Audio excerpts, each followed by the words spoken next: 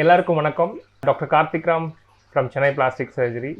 எல்லாரும் இந்த commonest procedure எங்கள் சென்டரில் எதுக்காக வருவாங்கன்னு பார்த்தீங்கன்னா கைனோகோமேஷியா சர்ஜரி. இன்னும் மேல் பிரஸ்ட் டெவலப்மெண்ட், ஆண்களுக்கு பெண்கள் மாதிரி ஒரு மார்பக டெவலப்மெண்ட் ஆகிறதுனால அவங்க ஒரு மாதிரி ஒரு ஷேமாக ஃபீல் பண்ணுவாங்க. இதை கரெக்ட் பண்ணுறதுக்காக என்ன பண்ணணும்னு தெரியாது, யார்கிட்ட கேட்கணும்னு தெரியாது. அதனால் ஃபைனலாக எங்கள் வீடியோலாம் பார்த்துட்டு அதுக்கப்புறம் பிளாஸ்டிக் சர்ஜரி அப்ரோச் பண்ணலான்னு சொல்லி யோசிப்பாங்க. ஸோ இது மாதிரி 20 to 30 சர்ஜரி பர் மாதத்துக்கு எனி பிளாஸ்டிக் சர்ஜன்ஸ்க்கு இது காமனாக வரும். இது இந்தியாவில் ரொம்ப காமன் ப்ராப்ளம். அண்ட் 9-10 வருஷத்தில் நாங்கள் டெவலப் பண்ண டெக்னிக்ஸ் ரொம்ப அதிகம். பிகாஸ் அவங்களோட எக்ஸ்பெக்டேஷன் நாங்கள் நம்ம இன்னும் நல்லா பண்ணணும் கொஞ்சம் மாடிஃபிகேஷன் எங்களுடைய ஓன் டெக்னிக்கில் நாங்கள் பண்ணியிருக்கோம். இந்த எக்ஸ்பீரியன்ஸில் we developed our own classification system. இதை வச்சு நம்ம எப்படி இந்த ஸ்டேஜ்னா என்ன ப்ரொசீஜர் பண்ணணும் அப்படின்னு சொல்லி ஒரு அல்கோரிதம் டெவலப் பண்ணிகிட்டு இருக்கோம். நிறைய டைம் இருக்குது ஃப்ரீயாக. இந்த டைமில் எப்படி யூஸ் பண்ணலாம்னு நினைக்கிறப்ப உங்களுடைய நிறைய கொஷின்ஸ், இந்த 9-10 வருஷத்தில் நான் ஏகப்பட்ட கொஷின்ஸ் என்னை பேஷண்ட்ஸ் கேட்டிருக்காங்க. மோஸ்ட்லி எல்லாம் காமன் கொஷின்ஸாக தான் இருக்கும். அந்த காமன் கொஷின்ஸ் ஒரு 40-50 கொஷின்ஸ் நான் டெவலப் பண்ணி வச்சுருக்கிறேன். இந்த கொஷின்ஸுக்கு நான் ஆன்சர் பண்ணலான்னு இருக்கேன் இந்த பீரியடில். ஹோப்ஃபுல்லி ரொம்ப யூஸ்ஃபுல்லாக இருக்கும்னு நினைக்கிறேன். பிகாஸ் ஆக்சுவலி எங்களோட வேலையை கம்மி பண்ணுறதுக்கு தான் இது. நீங்கள் எங்ககிட்ட கேட்பீங்க, இந்த கொஷின் ஆன்சர் அவங்ககிட்ட கொடுத்துட்டோம்னா நீங்கள் ரொம்ப கிளியராக இருப்பீங்க. எங்கள்கிட்ட ரொம்ப கேட்க மாட்டீங்க. ஸோ எங்கள் டைம் நிறைய சேவ் ஆகும். இதை யூஸ்ஃபுல்லாக எடுத்துக்கோங்க. ஃபர்தராக என்ன கொரி இருந்தாலும் don't hesitate to contact us in our centre. Thanks. கைனோகோமேஷியானா என்ன? ஆண்களுக்கு பெண்கள் மாதிரி ஒரு மார்பக வளர்ச்சி வர்றதுக்கு பேர் தான் கைனோகோமேஷியா. இது சின்னதாக இருக்கலாம், பெருசாக இருக்கலாம். பட் மார்பக வளர்ச்சி ஆண்களுக்கு பெண்கள் மாதிரி வர்றதுக்கு பேர் தான் கைனோகோமேஷியா. இது ஒரு 13-14 வயசில் ஒரு மெச்சூரிட்டி வர டைமில் அந்த ஈஸ்ட்ரோஜன் ஹார்மோன் அதிகமாக பாடியில் இருக்கிறப்ப இது மாதிரி வர்றதுக்கான சான்சஸ் அதிகம். எனக்கு கைனோகோமேஷியா இருக்கா? இது ஒரு காமன் கொஷின் எல்லோரும் என்கிட்ட கேட்குறது. ரொம்ப சிம்பிள் ஆன்சர் என்னென்னு பார்த்தீங்கன்னா, உங்களுக்கு சட்டையையும் பனியனையும் மற்றவங்க முன்னாடி கழட்டுறதுக்கு அன்கம்ஃபர்டபுளாக ஃபீல் பண்ணுறீங்க அப்படின்னா உங்களுக்கு கைனோகோமேஷியா இருக்குன்னு தான் அர்த்தம். இது மேபி சின்னதாக இருக்கலாம், பெருசாக இருக்கலாம். சில பேருக்கு ரொம்ப பெருசாக இருக்கும். அவங்க அதை பற்றி கவலைப்படாமல் சட்டை கழட்டிட்டு நார்மலாக இருப்பாங்க. இது பெருசாக எடுத்துக்க மாட்டாங்க. அவங்களுக்கு சர்ஜரி வேண்டியதில்லை. இது பேசிக்கலி நம்ம ஆப்ரேட் பண்ணாலும் அவங்களுடைய சைக்காலஜி தான் கரெக்ட் பண்ணுறோம். ஸோ இது சில பேருக்கு ரொம்ப சின்னதாக இருக்கும். பட் ஆனால் அதே ரொம்ப பெருசாக ஃபீல் பண்ணி அவங்களுக்கு அதனால் வெளியிலே போக மாட்டாங்க, சட்டையை கழட்ட மாட்டாங்க, ஒரு காமன் பப்ளிக் ஸ்விம்மிங் பூல் போக மாட்டாங்க. ஈவன் பேரண்ட்ஸ்க்கு முன்னாடி அவங்க சட்டையை கழட்டுறதுக்கு ரொம்ப யோசிப்பாங்க. டாய்லெட்டுக்குள்ளே போய் தான் அவங்க சட்டையே கழட்டுவாங்க. ஸோ இது மாதிரி உங்களுக்கு அன்கம்ஃபர்டபுளாக ஃபீல் பண்ணிங்கன்னா உங்களுக்கு கைனோகோமேஷியா இருக்குன்னு அர்த்தம். நீங்கள் டாக்டர்கிட்ட போய் இதை கன்ஃபார்ம் பண்ண அவசியம் கூட கிடையாது.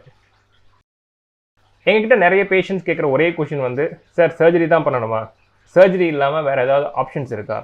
இதுதான் எங்ககிட்ட மோஸ்ட் ஆஃப் த பேஷண்ட்ஸ் கேட்பாங்க. இதுக்கு நிறைய ஆன்சர்ஸ் இருக்குது. பட் ஒரு ஆன்டி ஈஸ்ட்ரோஜன் ஒரு சில மெடிசன்ஸ் இருக்குது.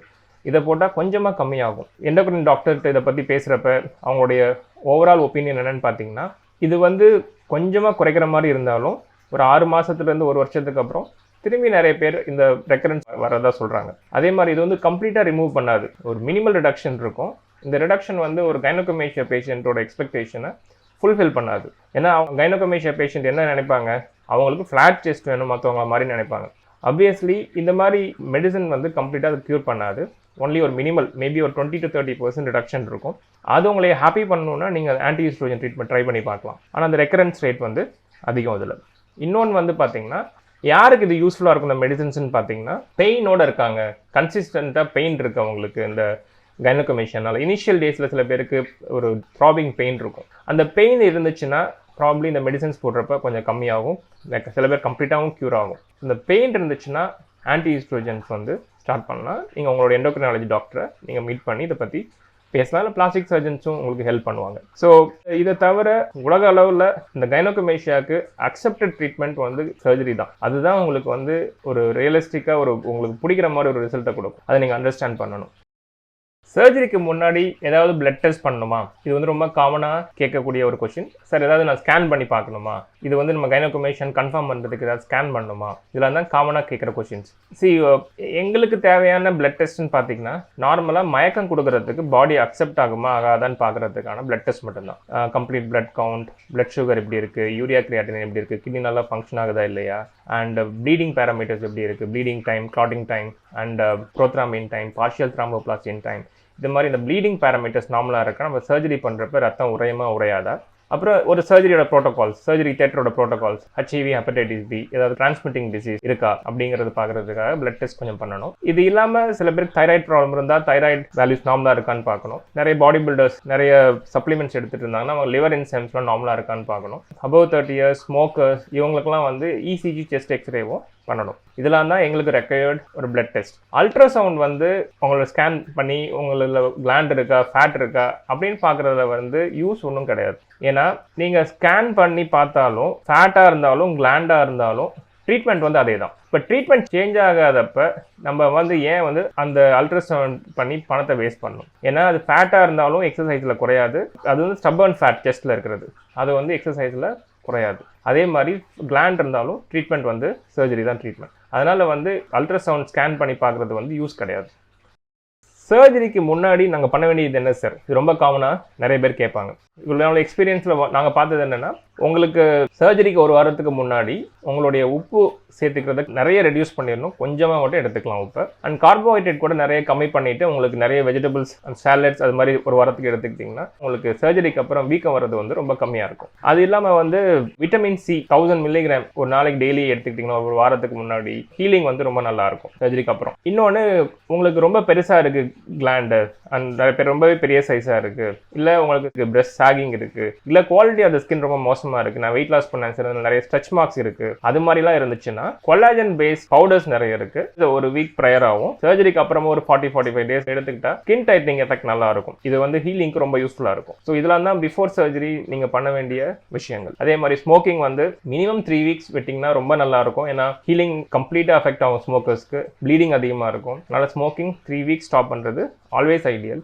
சில பேர் ஒரு வாரத்துக்கு முன்னாடி வந்து சார் எனக்கு ரொம்ப ஷார்ட் டைம் தான் சார் இருக்குது, எங்களுக்கு எப்படியாவது ஹெல்ப் பண்ணுங்க சார், சர்ஜரி பண்ணுங்க சார் அப்படின்னு கேட்குறப்போ அட்லீஸ்ட் 1 வீக்காவது விட்டுருக்கணும். ஏன்னா மேஜர் சர்ஜரிக்கு டெஃபினட்டாக 1 week is not adequate. But இது வந்து ஒரு 1 hour சர்ஜரி, ரொம்ப ஷார்ட் டியூரேஷன் அனஸ்தீசியா அப்படிங்கிறதுனால 1 week is okay. But I always recommend 3 weeks of cessation of stopping. ஒரு 3 வாரமாவது ஸ்மோக்கிங்கை ஸ்டாப் பண்ணிருக்கிறது ரொம்ப நல்லது. ஆல்கஹால் அதே மாதிரி வந்து ஒரு வீக் ப்ரையர் ஸ்டாப் பண்ணிடணும். அண்ட் சர்ஜரி முடிஞ்சு ஒரு வாரம் 10 நாளுக்கு எடுக்காமல் இருக்கிறது ஐடியல்.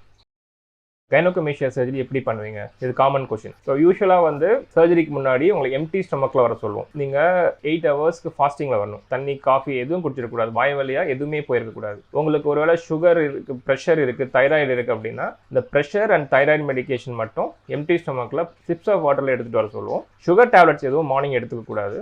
இதுதான் வந்து பிஃபோர் சர்ஜரி நீங்கள் பண்ண வேண்டிய விஷயம்.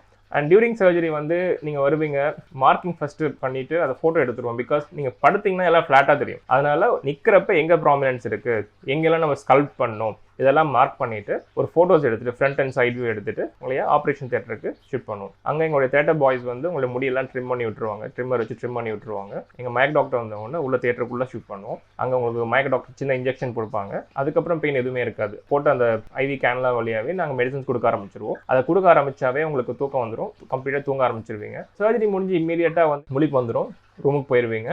அன்றைக்கி சாயந்தரமே வந்து உங்களுக்கு டிஸ்சார்ஜ் பண்ணிடுவோம். இது அன்லெஸ் அதர்வைஸ் வேறு ஏதாவது இஷ்யூஸ் இருக்குது, உங்களுக்கு other associated comorbid factors, diabetes, ஹைப்பர் டென்ஷன்லாம் ரொம்ப அதிகமாக இருக்குது, அதை கண்ட்ரோல் ஆகாமல் இருக்கு போகிறப்ப அப்படின்னா ஒரு நாள் அட்மிட் பண்ணுற மாதிரி இருக்கும். அது ரொம்ப ரேர். இதுதான் நீங்கள் தெரிஞ்சுக்கணும்.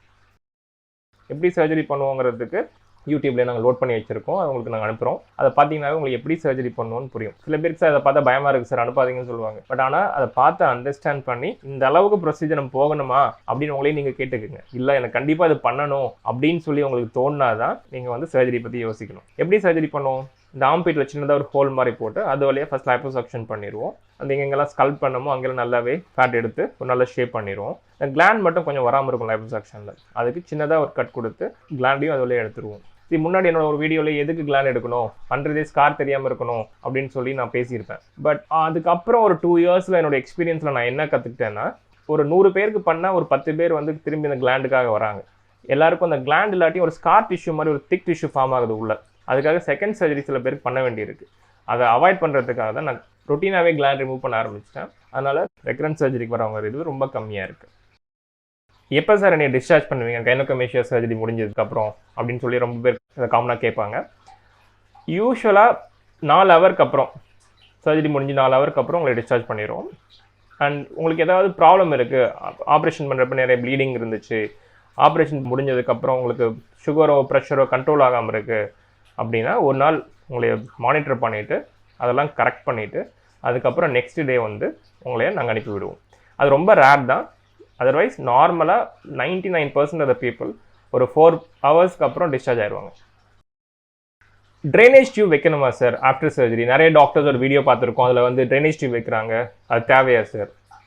இது என்ன நீங்கள் அண்டர்ஸ்டாண்ட் பண்ணிக்கணும்னா, ஒவ்வொரு டாக்டருக்கும் ஒவ்வொரு சர்ஜனுக்கும் ஒரு கம்ஃபர்ட் லெவல் இருக்கும். அவங்க ட்ரைனேஜ் டியூப் வச்சு இவ்வளோ வருஷம் பண்ணியிருப்பாங்க, ரிசல்ட்ஸ் நல்லா இருந்திருக்கும், அதனால் அவங்க வைக்கிறாங்க. எங்களோட சென்டரில் நாங்கள் ட்ரைனேஜ் டியூப் வைக்கிறது இல்லை. பிகாஸ் எங்களோட எக்ஸ்பீரியன்ஸில் அது பேஷண்ட்டுக்கு டிஸ்கம்ஃபர்ட்டாக இருக்குன்னு ஃபீல் பண்ணுறோம். ப்ளஸ் அதனால் பெரிய ரிசல்ட் டிஃப்ரென்ஸ் இல்லாதனால நாங்கள் வைக்கிறது இல்லை. நாங்கள் வைக்காதனால நாங்கள் நல்ல டாக்டர் ஆகிறதில்ல, அவங்க வைக்கிறதுனால அவங்க பேட் டாக்டர் ஆகிறதில்ல. as long as அவங்க ரிசல்ட்ஸ் நல்லா இருந்துச்சுன்னா ட்ரைனேஜ் டியூப்ங்கிறது இண்டிவிஜுவல் டாக்டர் சாய்ஸ். இதை நீங்கள் அண்டர்ஸ்டாண்ட் பண்ணிக்கணும்.